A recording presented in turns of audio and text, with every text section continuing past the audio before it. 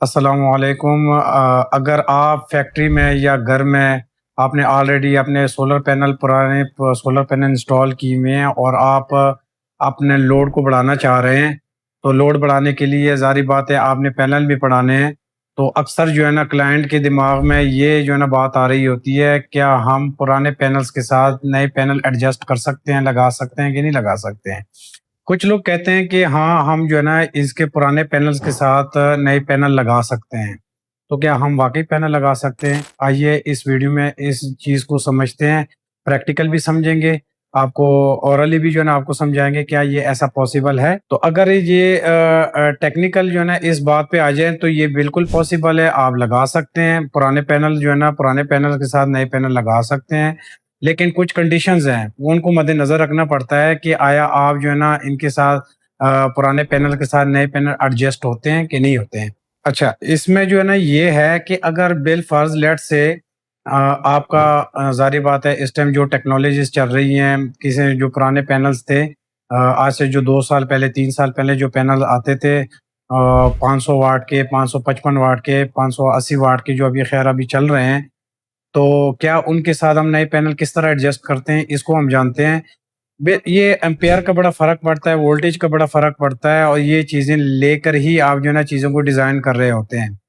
तो इसके लिए जो है ना जो बेहतरीन हल ये है कि आप पहले इन्वर्टर्स के स्पेक्स को देखें, फिर उसके बाद जो है ना आप पैनल के भी स्पेक्स को देखें।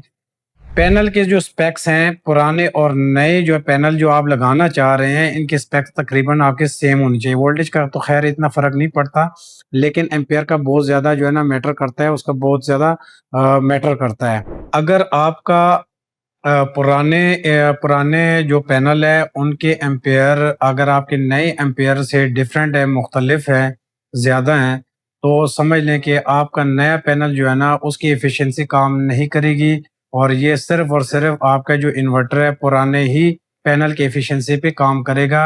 यानी इसका मतलब क्या हुआ कि जो आप नया पैनल लगाएँगे, उसके पैसे आपके ज़ाया हो जाएँगे। अब ये डिपेंड करता है इंस्टॉलर पे कि वो कैसे इसको इंस्टॉल कर रहा होता है, ठीक है? इसमें ये होता है कि इसमें आप जो है ना पैनल्स को सीरीज़ में भी जोड़ सकते हैं, आप इसको पैरेलल में भी जोड़ सकते हैं। लेकिन ये बहुत डीप टॉपिक है, लेकिन अगर हम इनको मुख्तसर करें, तो हम इसका जो है ना जो मेन जो है ना लगाने का जो तरीक़ेकार है, वो क्या है, वो मैं आपको बताता हूँ कि इसको कैसे लगाना चाहिए।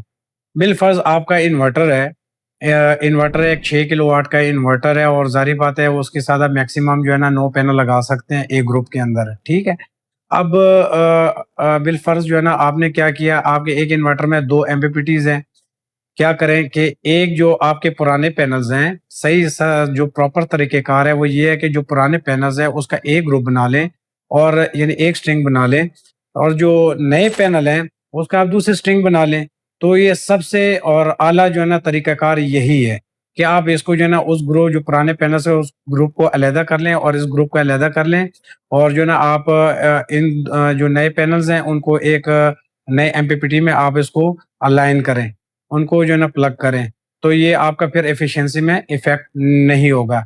लेकिन अगर आप दोनों को मिक्स करेंगे, यानी बिलफ़र्ज़ आपके पास जो है ना 6 पैनल एक हैं और कुछ आपने नए पैनल 3 ऐड कर दिए हैं, तो ये एफिशिएंसी मैच नहीं होगी और ये पुराने जो पैनल्स होंगे उस एफिशिएंसी पे ही काम करेगा।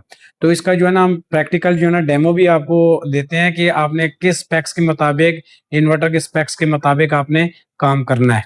अच्छा, ये जिस तरह ये हमारा एक इन्वर्टर है वैसे ये मैं आपको डेमो दे रहा हूँ जिस तरह हमारे पास ये इन्वर्टर है और ये इसके स्पेक्स हैं। अब ये स्पेक्स में ये चेक करें कि इसमें जो है ना ये हर हर चीज़ आपको मेंशन की हुई है कि कितने रेटेड का इन्वर्टर है, कितने जो है ना इसको पीवी ये एक्सेप्ट करता है, कितने जो है ना ये बैटरी के वोल्ट एक्सेप्ट करता है, एसी वोल्टेज कितने हैं, यानी हर चीज़ ए टू ज़ेड यहाँ पे स्पेक्स इन्होंने दी हुई है। ठीक हो गया? अब बिलफ़र्ज़ यहाँ पे इन्होंने दिया हुआ है कि आप इधर जो है ना मैक्सिमम पीवी क्या कर सकते हैं, यहाँ पे 60 वोल्ट से लेकर आप इसको 500 वोल्ट तक दे सकते हैं। यानी सब में मिनिमम 60 वोल्ट और मैक्सिमम 500 वोल्ट।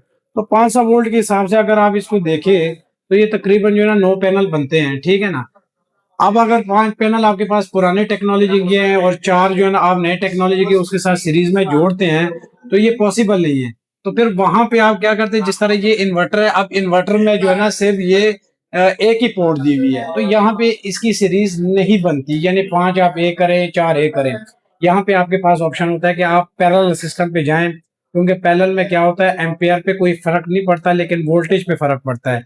लेकिन जब आप सीरीज में करते हैं तो सीरीज में क्या होता है कि फिर एम्पेयर का फर्क पड़ता है कि आपके एम्पेयर पुराने पैनल के हिसाब से सेम होने चाहिए, अगर नहीं होंगे तो फिर पुराने पैनल के हिसाब से आपकी एफिशिएंसी आएगी, नए पैनल के पैसे आपके जाया हो जाएंगे। लिहाजा आपने क्या करना है, एक प्रॉपर जो आपके एपीसी एपीसी जो कंपनी है जो रजिस्टर्ड है, आप किसी इंजीनियर को ले आए, उस हिसाब से अपनी इंस्टॉलेशन करवाएं।